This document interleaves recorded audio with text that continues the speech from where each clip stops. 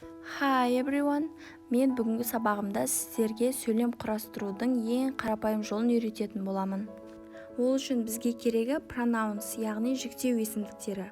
Оларға I, мен, you, сен, сіз, we, біз, they, олар, he, ол, ұл балаларға, she, ол, қыз балаларға, it, ол, адамдардан басқаларға қолданылады. Сонан соң бізге керегі verb, яғни етістік. Play, ойнау, work, жұмыс істеу, love, жақсы көру, sleep, ұйықтау. Енді біз осы сөздерді қолдана отырып сөйлем құрауды бастаймыз.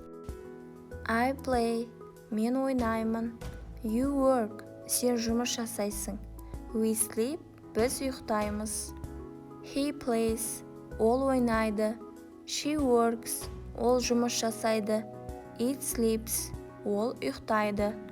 Бар болғаны осы сөйлем құраудың ең оңай жолы. Егер сабақ ұнаған болса, лайк басып каналға тіркелуді ұмытпаңыз. Goodbye!